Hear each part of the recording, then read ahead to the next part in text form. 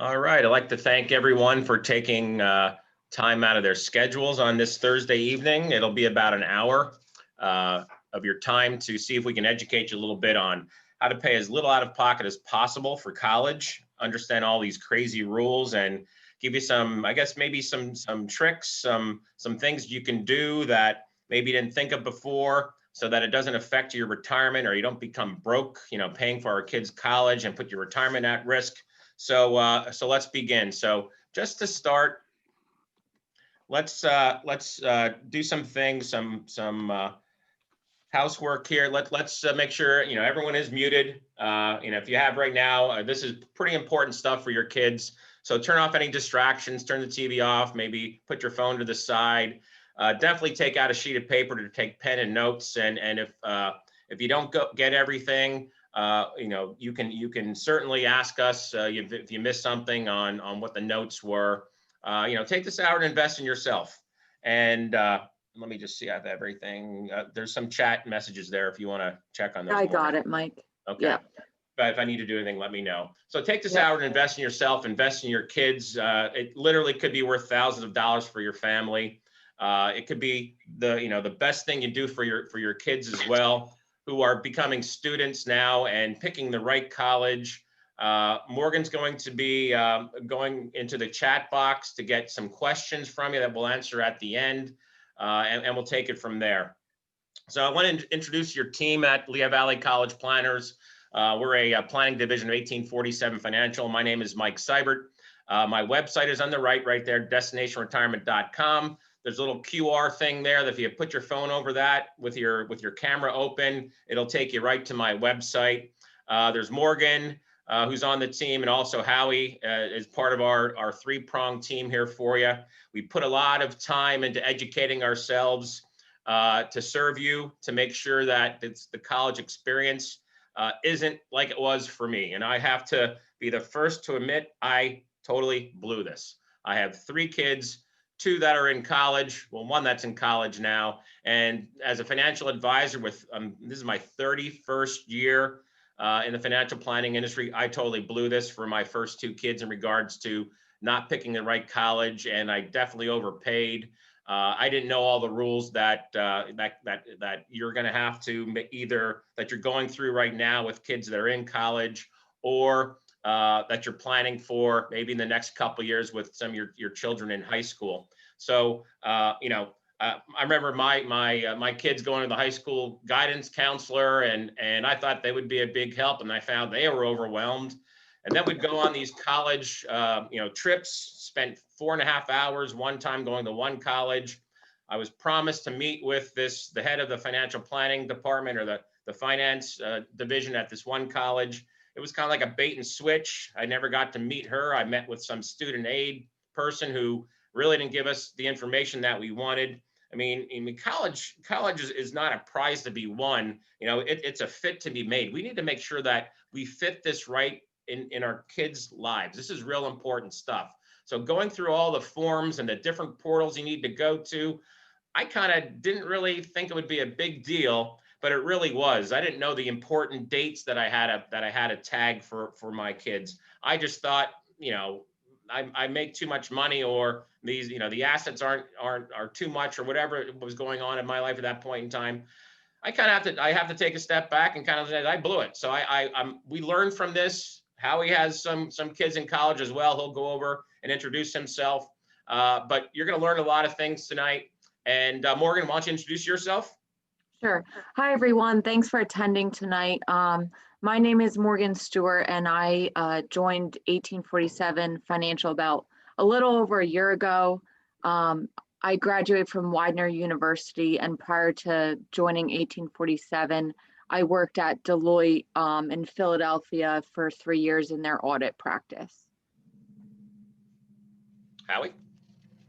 Hi, gang. I'm Howie Lessel. I've been with 1847 for 8 years now. Seems like I started yesterday, but I have a kind of a unique perspective. Again, as Mike said, I have 2 children in, and 1 has gotten all the way through. And I also have 1 foot in the academic world. I still do some work at Kutztown University, placing student teachers, but I have 34 years in public ed. I was principal at Parkland High School. So I really have a good understanding of the academic side of this whole process. Great, thanks, Howie. Thanks, Morgan. So right up front, this is what, when you go through about the next 58 minutes, you're going to be in one of three categories. You're going to go through these slides. And you're going to go, wow, my current advisor really took care of us. Everything that we talk about with you tonight, you're already on a good path. So if you're in good hands after these 58 minutes and your advisor did a great job for you, please give him a call or her a call. And tell them thank you, and tell them that, hey, I just was listening to a webinar on all the things you've been talking about, and give them referrals of your friends and family members. This isn't easy. We really took some time here out of our work schedules to learn this stuff, to serve you, because candidly, I think the majority of the people on here maybe aren't in that situation. Many of you have these concerns that we're going to talk about that need to be sorted out. And what we want to do is make sure that if anything here that we present to you this evening, maybe kind of, set something off. You're like, oh, well, that's really interesting. At the end, we're going to give you information on how to get a hold of us. The sale up front here is it's a 1 hour free college planning consultation to see if there's anything more that we can give to you, because a lot of the things we're going to go over tonight are generic in nature because everyone is different. And when you ask one question, that may be very specific to your situation.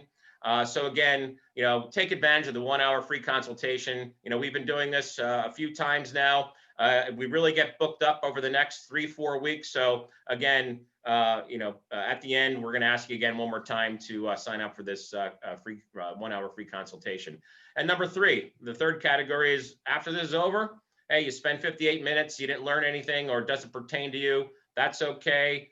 You can move on and take care of your kids your own way. So what we want to do is keep in mind that, college and retirement really go hand in hand, and you really need to think about how they work together.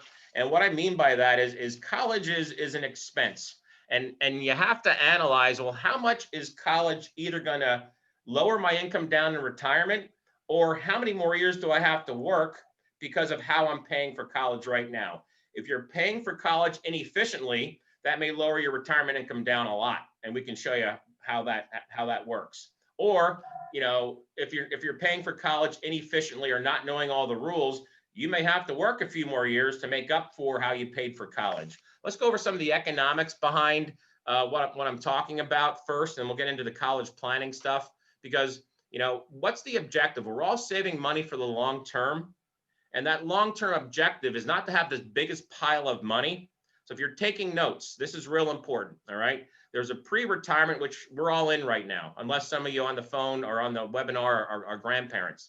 But majority of us are in pre-retirement. We're saving money, but now we had coming up the mountain, we had maybe a couple, speed bumps here that we had to go over called college.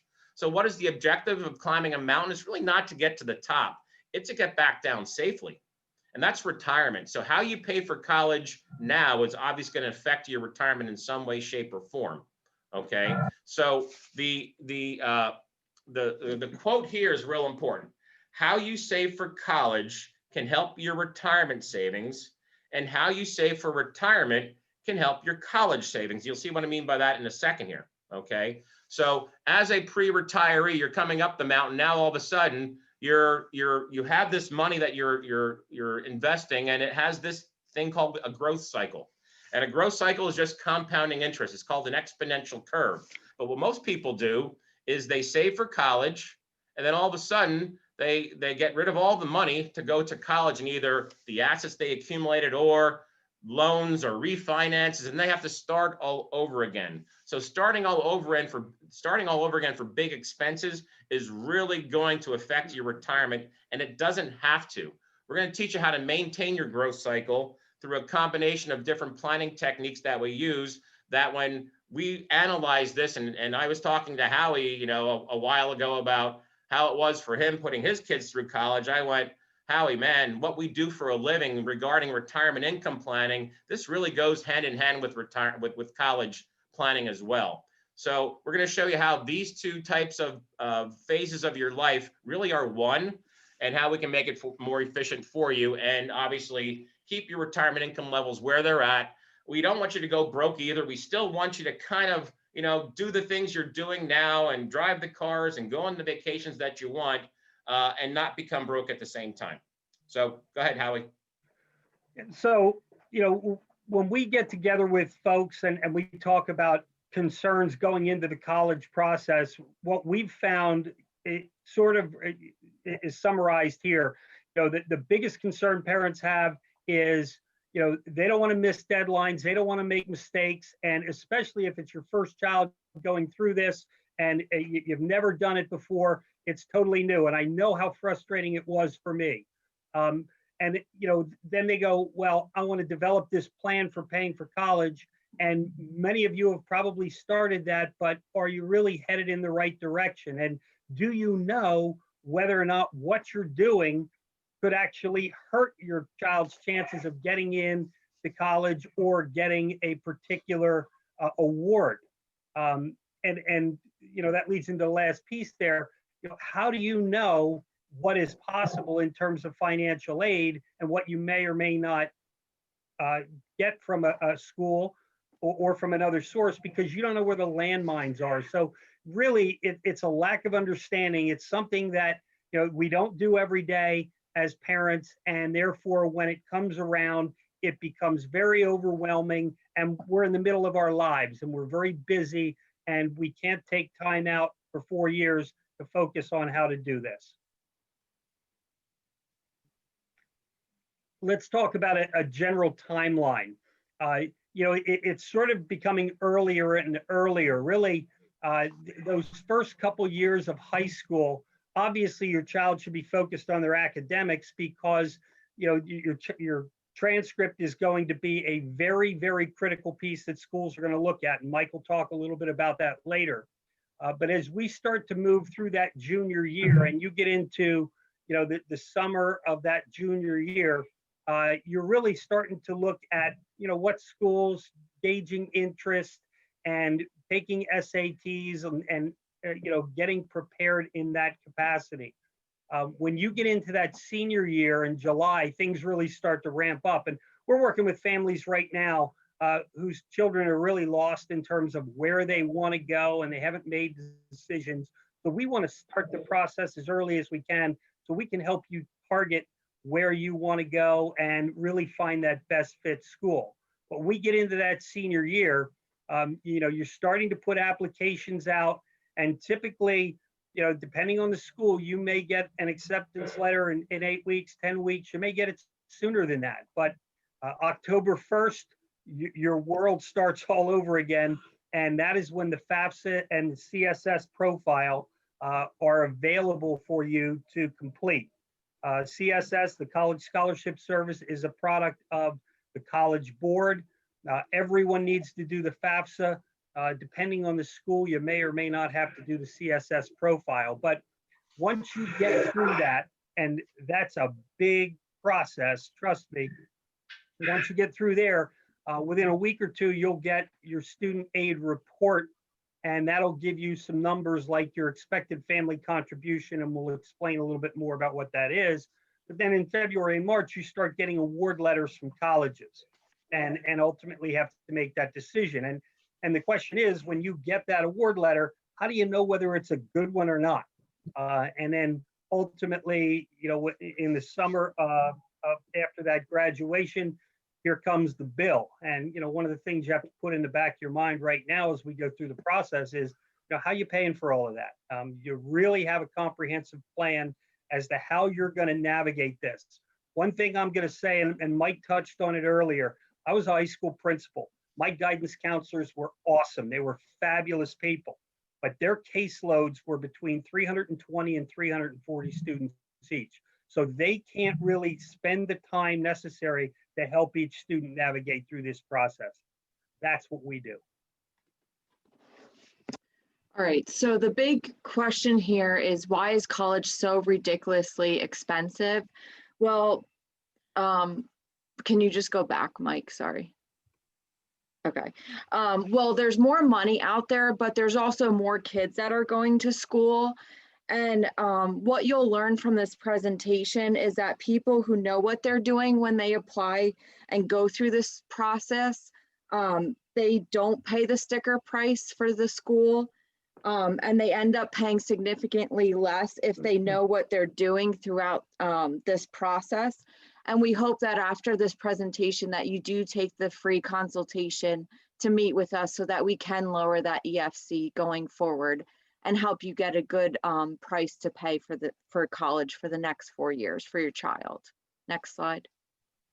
So some of the reasons why it's so ridiculously expensive are, first of all, technology costs. Technology is great, however, it's very expensive. And some of these technology costs for the schools are upgrading their computer labs, upgrading facilities such as the dorm rooms, they're remodeling the classrooms, etc. There's also staffing costs. So colleges, they want to be able to attract the best professors to the school. And then there's marketing costs for the college, such as brochures and postcards that your student gets bombarded in the mail. But they also have advertising costs now on social media platforms. And then you have the net pricing strategy. And basically what this is, it's where the college is trying to attract as many students to the school with the least amount of aid. And then the last thing is the guaranteed government loans. And basically students qualify for these, but sometimes the government loans, if they get defaulted on, it comes back to the school and then they will pass on that cost to you. Just go back one more, Mike, quick, thanks. So if you can see in this chart, over 4 years, your college cost is about $100,000 on the low end to $260,000 on the high end. And that's if the student gets done their undergrad degree in 4 years. But now the national average to get an undergrad degree is about 5.8 years. So what if you have 2 to 3 kids? Now you're talking about an astronomical amount of money just to get your kids through college. This is a huge problem that we see families face, and it's one of the biggest financial expenditures a family will ever go through in their lifetime. Yet so many people go through this process blindly, and they end up draining their life savings. They put themselves in significant amount of debt, and as Mike said earlier, they can harm their retirement. Next slide. So how are you supposed to pay for college? Well, here it shows there's 5 options. The first option, you can use your savings and just pay it that way. The second option, you can borrow the money. The third option, you can hope that your child gets scholarship money. And then the fourth and the fifth options, go to a less expensive school or not go at all. These are both options that we don't really recommend. And we really hope that the last option is not an option for you. Otherwise, I don't think you would invest our time with us tonight. So the first option, getting back to how to pay for college, just use your savings. Paying for college is super easy, right? Just take the $200,000 burning a hole in your pocket and pay for college. Well, obviously I'm just joking because this is not the case for a majority of families that we see. But if you have any amount of money in your savings, you must know what you're doing before you go through this process, because even just $10,000 in your savings could increase your college costs by about $560 to $2,000 per year per child. So it's important to know how to play the game before you enter this process. So the second option would be to borrow the money. So, if you're going to borrow the money, we have these questions up here. Would you want a tax deduction or no deduction? Do you want a fixed payment or increasing payments? Would you rather have an interest-free loan or a high interest loan? And then would you rather take out a loan each semester per year or have the funds already available for you beginning the college process? But we see a lot of families just wing it, and then they take out loan after loan each year, and then their loan payments are a couple $100s a month. And before you know it, they're paying thousands of dollars a month just to pay back these loans. And I'm going to share this article with you. It's from Forbes. And basically it's saying how student loans take 18.5 years to pay back these loans. And just a side note, the US debt is about $1.6 trillion of just student loan debt. So just kind of give you a ballpark figure of how significant this debt adds up. It's more than credit cards. Yes, correct. The other way to pay is scholarships, and it's like what percent of the $246 billion is available in student aid comes in the form of scholarships. And I'm going to see if Mike can use his poll for me. It just popped up.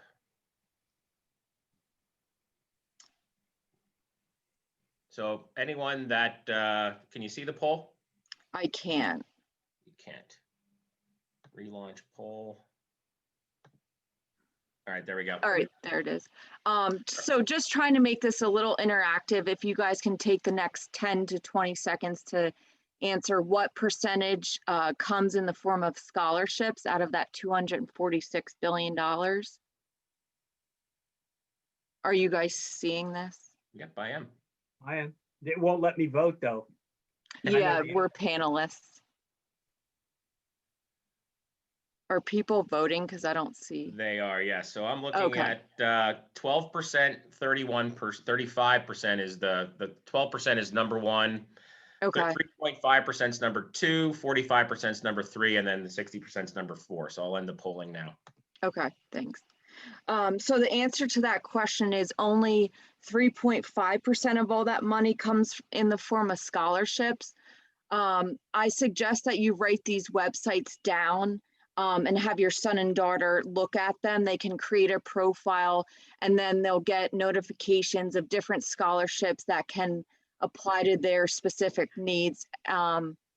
There's some random ones out there, like, for example, if your daughter or son is left-handed, you know, there's a scholarship out there for that. But the key point is you see only 3.5% comes from this in the form of scholarships. So you don't want to spend hours and hours looking at scholarships that maybe add up to $1,000. We really want to focus on the big picture of how to efficiently pay for college when we see $30,000, $40,000, $50,000 a year, and not so much just focusing on getting scholarships to pay.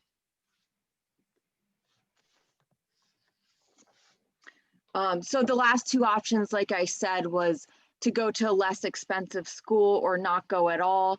Obviously, we don't agree with these options. You can also see later in the presentation that we're going to show that just because there's a private school that's maybe $70,000 a year, it actually could be less expensive to you than a local state school. So we'll go into that in more detail later on. And then I just want to go over a couple of financial aid myths versus reality. Some people say, I make too much money, we're not even going to apply because we won't get aid. That's not true. The key is really to see where your assets are positioned, and that's something we can help you with as to where to legally hide your money and put your money so that you get more financial aid for your son or daughter. The other thing is the students' grades are too low. That's not true. Owning a home, most schools don't even look at your primary residence, so that's not true. It doesn't affect that necessarily. Some schools it does, but in general, not so much. Aid is only for special groups. This is just not true at all. It's an easy process. It's far from easy. I remember when I was applying for college, I know my parents were complaining about the FAFSA and the CSS profile and stuff like that. So it's definitely not an easy process. And you also have to file the FAFSAs every year to get aid. And then the last one was just people can help. And like Howie said earlier, was the high school counselors, they're great people, but they have maybe 400 students to a counselor, and they just don't know in much detail the financial aid process. Okay, so now if you're going to be taking notes, this is some of the details that, you know, how you'll figure out if you're eligible for aid. And so here's the formula. It's cost of attendance. That's the truly the cost of the college. You know, it could be Kutztown, Lehigh, you name it. That's the cost of attendance. Expected family contribution. That's what you are expected to pay based on certain things that we'll go over here in a second. But that's your out of pocket. That number, that dollar amount is going to be the same for all colleges. It's the cost of attendance minus the expected family contribution equals your need. And don't get confused with the word needy, which is what most people think, you know, they need to qualify for college aid. You don't have to be needy to qualify for financial aid. So there's three categories. Category one, families who really have very low income, very little assets, they're gonna qualify.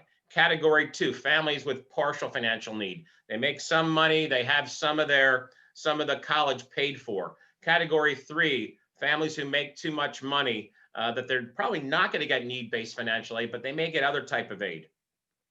Let's go over sources where the money comes from. So federal government, state government, college and universities, private sources. Let's go over where you get the money from the federal government. So the federal government, you know, after your FAFSA is processed, your school's going to review the benefits. And then maybe you're going to get a Pell Grant. Well, that's need-based. That's for low-income students. And it's really based on the amount of your expected family contribution. The next is a supplemental education opportunity grant, SEOG grant, okay? This is up to about $4,000 per student, but you really have to demonstrate that you have an exceptional need, all right? Next is college work study, you know, so the college, this is real important. So if your kids are listening, they may have a job at Wegmans, you know, bagging groceries and making, you know, $5,000, $10,000 a year doing that. Well, that type of income is going to hurt your expected family contribution. However, if you apply for work study at a college and make the same amount of money because the college is paying you to do, you know, sit at the front desk or, you know, have people check into the gym, whatever, it's really not a hard job.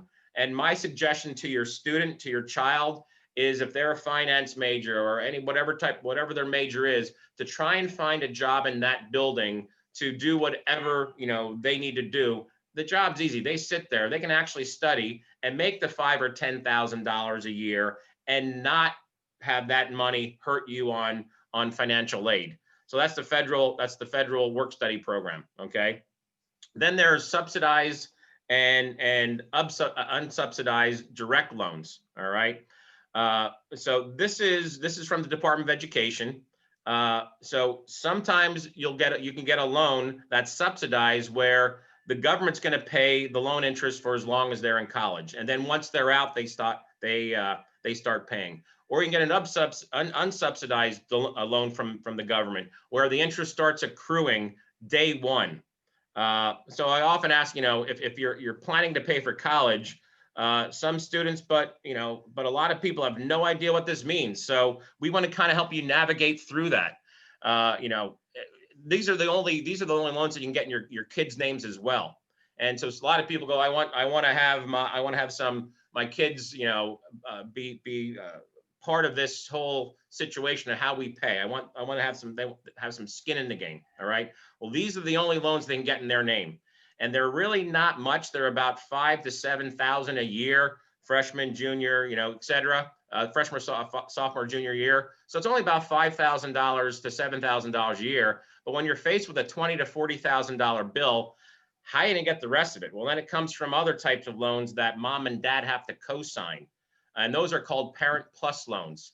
And there's a bunch of different things that as soon as you throw in your FAFSA, you're gonna get something back, and you're gonna get all these things in the mail about these Parent Plus loans. Well, these are 10-year loans, all right?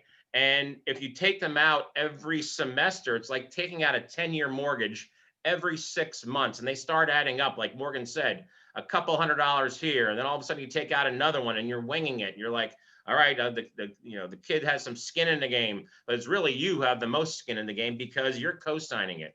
So if they don't, they drop out of school and now all of a sudden they don't have a job, well, who's going to pay for it? It's you. It's really going to affect your credit. All right. So again, be very, very careful with these. These are typically non-deductible as well. And the interest rate's a little bit higher. I think I just checked, it's around 5.3.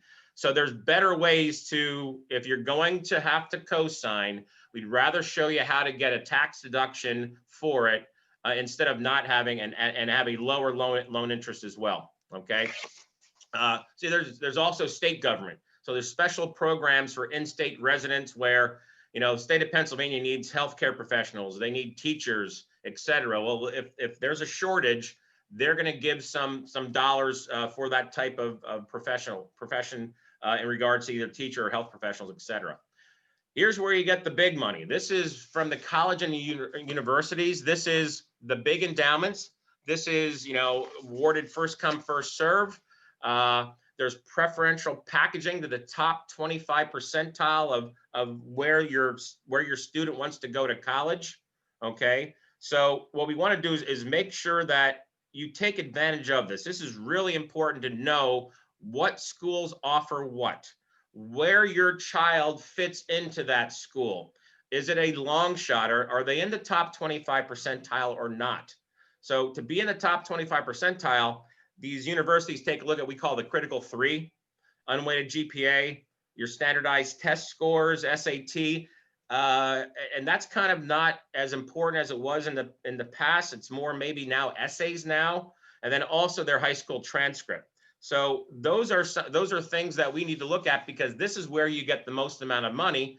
And again, it goes through, doesn't matter how much you make, it really does the university want your son or daughter. All right.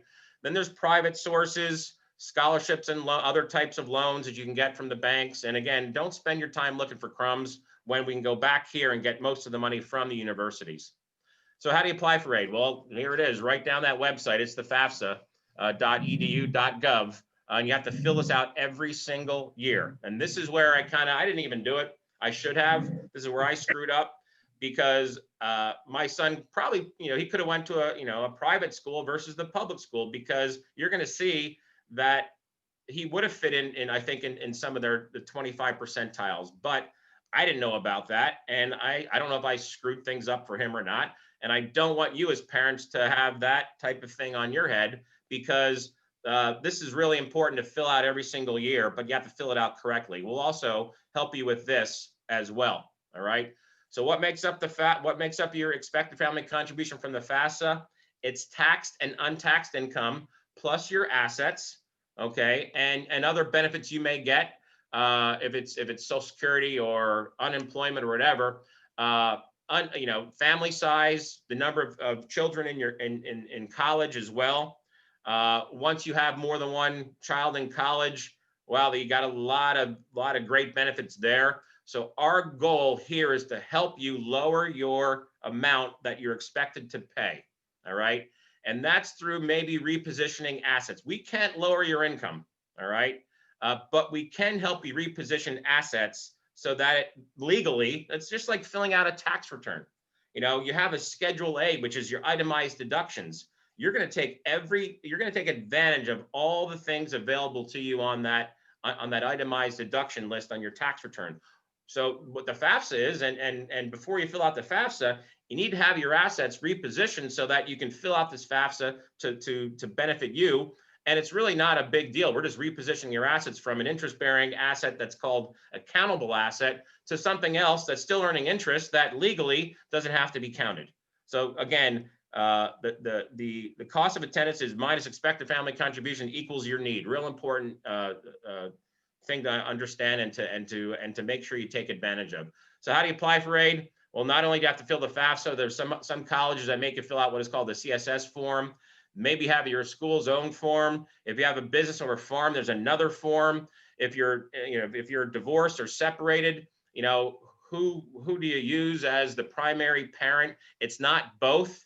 It's the student lives with what parent the most part of the year. If it's 6 months and 1 day, it's that parent's income. So if you're getting along, maybe it's position the parent that the divorced parent that doesn't make as much money, have the child live there for 1 extra day. That's how you can maybe get some additional aid. So this is really what it comes down to. It's the percentage of need that's met. Some schools will meet 100% of your need, and you need to know this before you fill out the FAFSA. So for example, if the cost of attendance is $20,000, but you're expected to pay $5,000, your need is $15,000. Well, now we need to know what percentage of that need, that $15,000, each university your child wants to go to, what percentage of that need will be met by that college and by their endowment. The endowment has to pay out a certain amount of money every single year.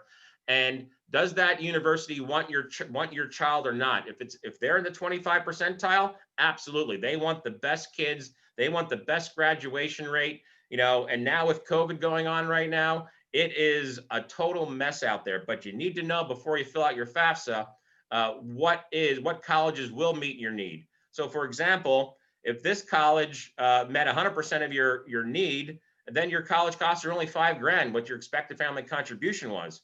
But if college 2, you found out that, hey, they're only meeting 50% of my unmet need. So not only do I have to pay the $5,000 of expected family contribution, but the $7,500 that was unmet, you're going to have to pay as well. So, college A, college B, one's $5,000, one's $12,500.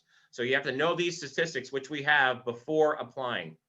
So also consider schools 1 tier down. So your kid may be dead set on some college, some university. We always suggest that you put multiple colleges on the FAFSA, because the colleges want, if they see if the college your kid wants to go to, you only have, for example, Penn State on it and no other college, they're going to go, they're coming here no matter what. They're going to go, they're coming. We'll just kind of make them pay as much as possible. And that's it. If you put on multiple colleges, then Penn State or whatever college it is may go, they're looking at different colleges as well. All right. So you may find a school that's a great fit 1 tier down from the stretch school. Let's say the stretch school, your child's in the 75th percentile. All right.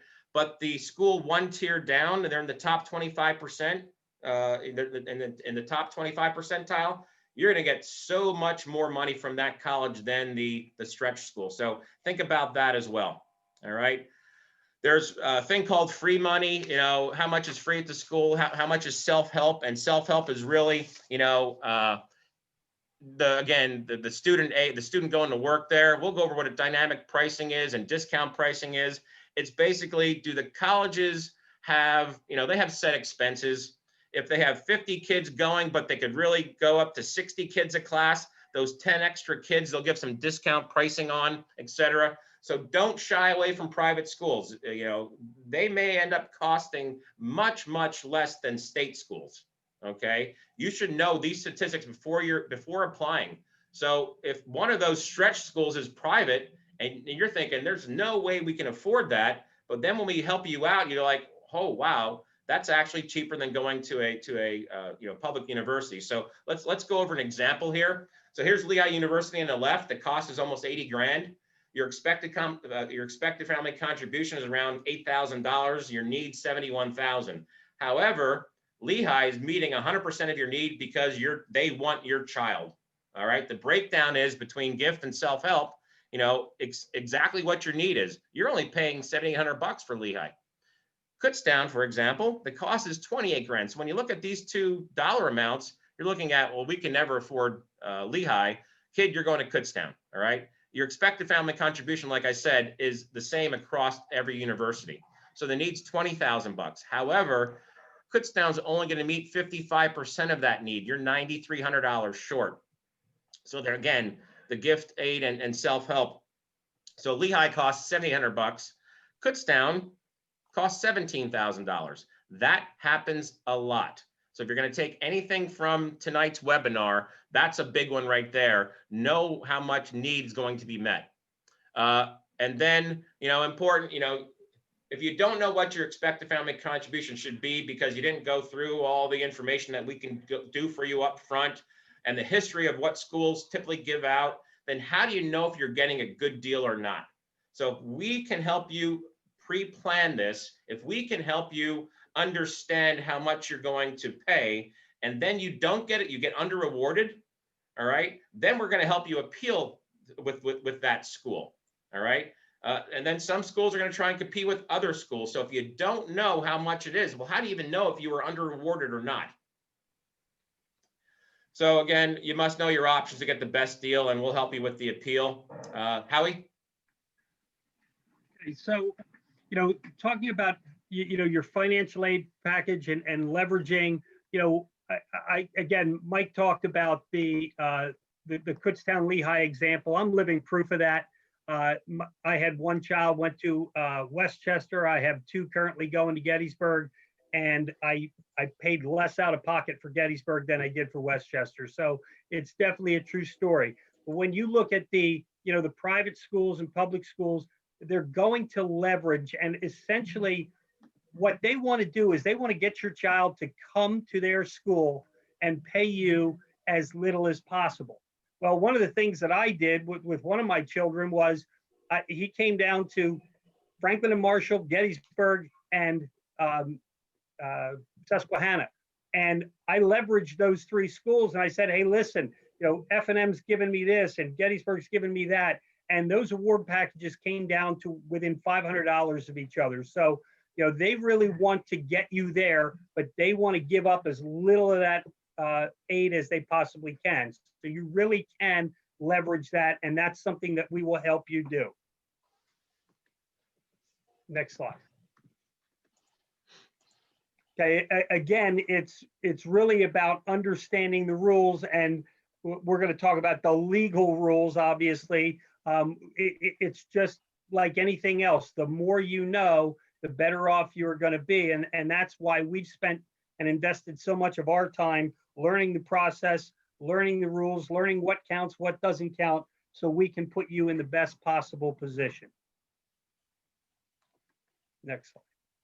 Okay, so if we look at these two examples, again, family A, family B, income is the same, assets are the same, equity is the same. One has an expected family contribution on the left. They look identical, but one is $28,703. The other one's $16,443. So, what's going on there? Why is it that these two families who have exactly the same assets on paper have such a big disparity, over $12,000, and again, that's almost 50 grand over the course of 4 years. Well, family B is incorporating the strategies that we're going to help you with, and family A is winging it. Let's talk about 529 plans, because I would venture to say that most of the people that are on this call have either heard of 529s or have invested in 529s as a part of their college planning process. And 529s, I'm not going to sit here and bash 529s, but the question is, what are the rules for 529s? How do they count? And what do they do to your expected family contribution? And that's something that needs to be considered. Next slide, please. Hey, so really, when you have 529s and they're in the student's name or they're for the benefit of that student, it's considered a parent asset on the FAFSA form. The first $10,000 comes under an asset protection allowance, but anything beyond that reduces the financial aid package or the potential package by 5.64%. Where does that number come from? It's just part of the formula. So, if you have a huge 529 and you're thinking, man, we really did a nice job planning for college, and we have, we're $50,000 over that asset protection, we're reducing the financial aid award by having that money sitting there by $2,820. Okay, so yes, it's great you have the money, but if the asset was positioned somewhere else, could we in fact increase our financial aid award? That's really the big question.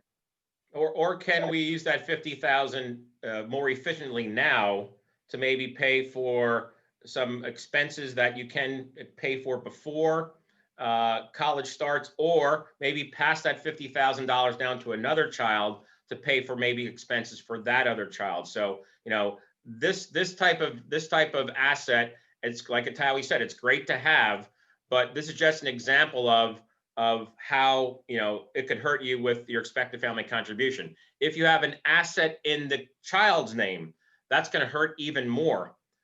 So again, what I mean by hurt is more money out of your pocket. So there's certain ways that we can help you get rid of those assets by either passing them down to other kids, spending them on things that the kids need now that you're allowed to keep them tax-free. And again, everyone's different, so we'll have to go over specifics with all of you who have these types of investment plans for your kids. Right. So, when you look at the CSS profile, and that's an entirely different animal. I mean, the FAFSA is bad enough, but if you're blessed with having to do the CSS, and I had to do that with two of my children, here's language right from the profile. Enter the total value of assets in 529 savings plans established for the student by someone other than the student's parents. So if the grandparent or a nice aunt or uncle or someone else creates a 529 in your child's name, that's counting. Estimate the amount that you're going to withdraw. So now they're saying to you, all right, you have all this money. You don't even know how much you're going to have to pay for school, but how much do you think you're going to take out of that to pay for that first year? There's a lot of guesswork in that little discussion right there. And again, they're looking at these answers, and the CSS profile is going to be most of your private schools that are going to ask you to fill that out. And they're going to ask for a much deeper dive in information than you'll have to provide on the FAFSA. Again, we have that entire list for you of all the schools that will make you fill out a CSS profile. And you have to pay for it, and you have to pay for it with, if it's more than one college that makes you fill out a CSS profile, that's another expense and another expense, and they have to match up to the FAFSA perfectly. If not, it could delay things 2 to 4 months. It's crazy how delicate these things are, the profiles are, and the FAFSA. Yeah, and I've seen people, it's $25, I think, for the first time, and then 16 for each additional school. It doesn't sound like a lot, but I've seen people applying to 20 different schools, and all of a sudden they're spending a couple $100 on that, probably for schools that they really shouldn't even be looking at. So, the most important thing about the 529 from your perspective right now where you are is make sure that, a college planning professional is going to look at it and talk to you in detail about it. And, again, you may be working with a financial professional, and they may be the one that got you invested in that plan.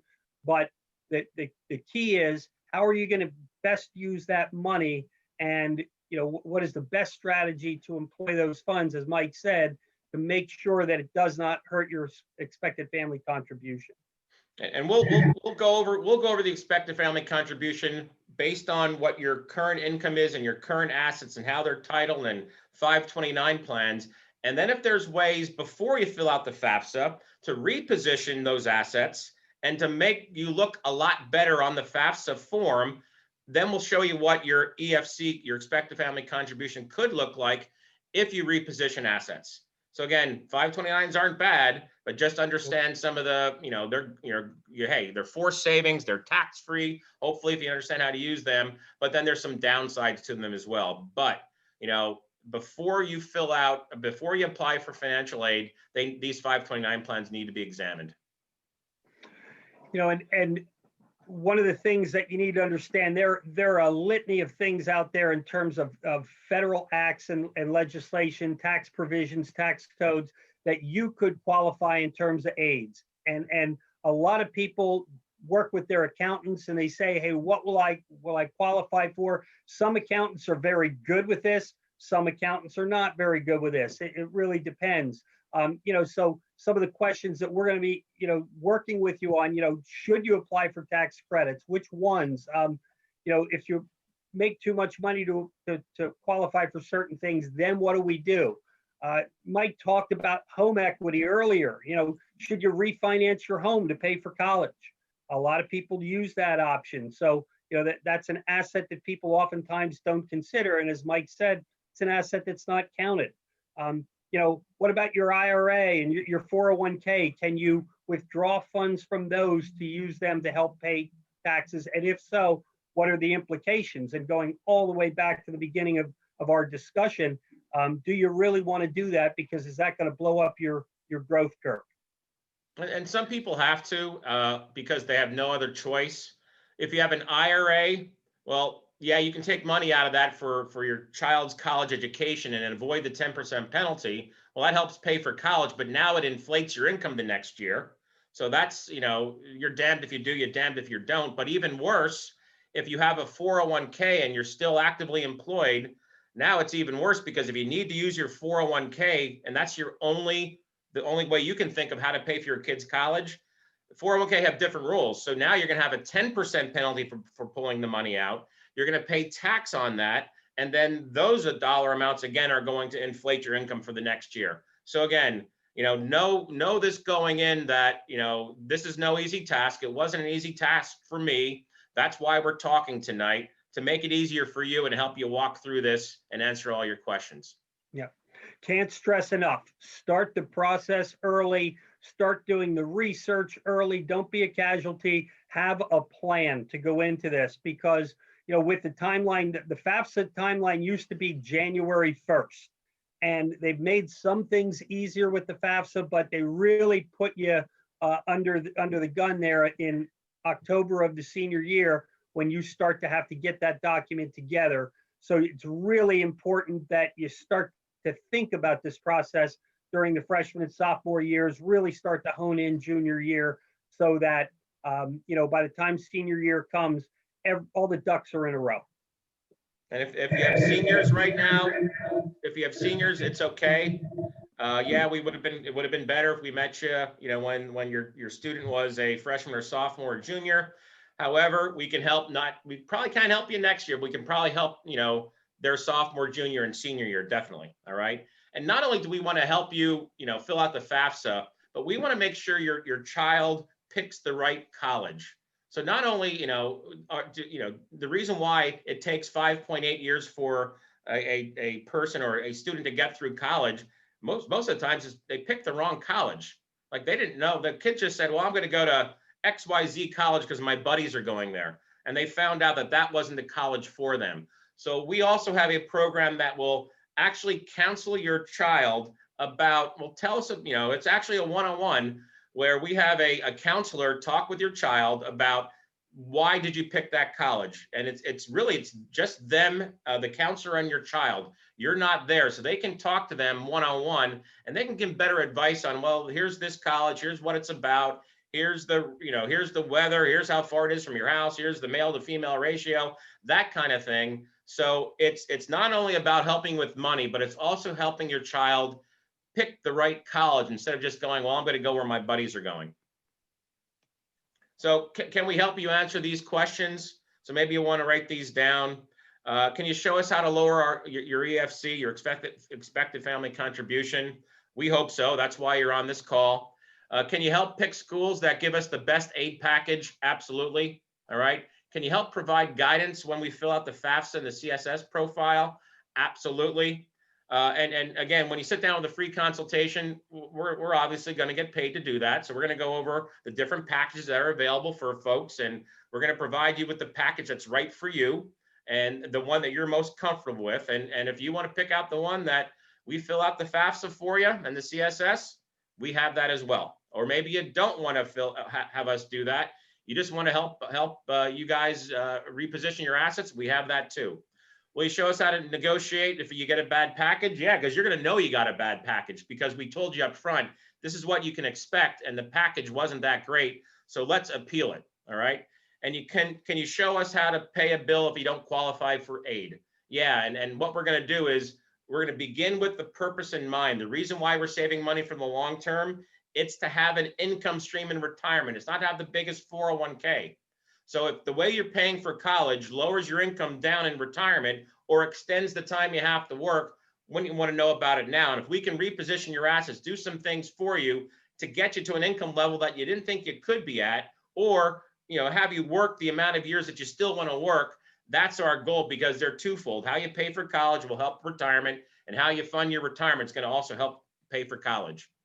But if you make too much money, again, this is not only about getting need-based aid.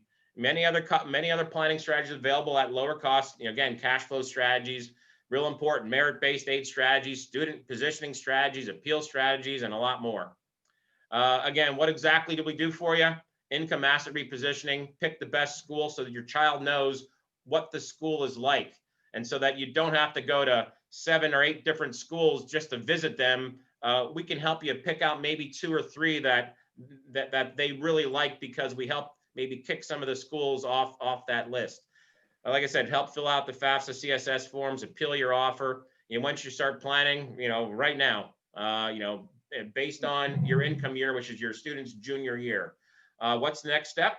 And the next step is, we're going to, in the next, if you have kids going to college next year or within 2 to 5 years, can you answer these questions? You know what your expected family contribution will be before you apply? That's real important. So before you actually even go to the FAFSA website, we want to show you what it looks like, so you kind of have a game plan before that. Are there strategies to take advantage of helping make paying for college more affordable? And this is a real one. This is the one that's near and dear to my heart, because I'm a numbers guy with this stuff. What will retirement look like if we plan inefficiently? But also, what will it look like if you plan efficiently with our help? So these are kind of our requirements for sitting down. We get busy right after these webinars. We'd really like to schedule within the next 2 to 3 weeks of tonight. If you're married, it'd be great. Both parents are present. If you're going to have a meeting with us, we're going to send you out a college strategy session checklist, kind of to fill out, to give us kind of a flavor of what you're trying to accomplish. We can meet via Zoom. We can meet at your house. We can meet here in our office. Again, all COVID friendly, wearing masks, etc. So here's, if you got something from this tonight, please request a free 1-hour planning consultation with Morgan. Morgan, you can email her, just say, yes, I'd like to have a free consultation. You can call her now, you can text her, but whatever way you want to communicate with Morgan, she will organize the meetings with our schedules. And we hope that everyone got something from this tonight. We know taking an hour out of your time is sometimes hard to do. So again, we want to thank you. And let's see, Morgan, any questions? Yes, we did. How do you find out what percentage of need a school will offer? That all depends on the particular school and your particular situation. So that's exactly why you should set up with one of these free 1-hour consultations with us, is we can actually show you that. And then the next one was, does my child need our information even if we're not planning on paying for college? The student will pay. Oh, so the student's going to pay for college? Yeah, without a doubt. So if the student's going to pay for the majority of the college, because you want most of their skin in the game, you should still fill out the FAFSA form so they don't have to pay as much. So if you're not going to plan on paying for their college, still please fill out the FAFSA form, because if we can lower their cost down, that'd be great for them. And then one more. What can we do if my student inherits money from their grandparents so it doesn't count against them in the EFC formula? That's just like the first answer was, it all depends. So I don't want to just kind of give you an idea of what to do unless we know all your other information. So again, request this free 1-hour consultation with us and we can help you out. Is there one more? No, just someone said thank you so much. Oh, okay. This was all right. helpful. You're welcome, everyone. Thank you. Again, please get back to Morgan. Just email her, say, yes, we'd like to have a consultation. Gotcha. Text her, call her. She's going to be standing by for the next 15, 30 minutes, something like that. And hope to see you soon. Everyone have a nice night. Thank you. Have a great night. Thank you. Thank you.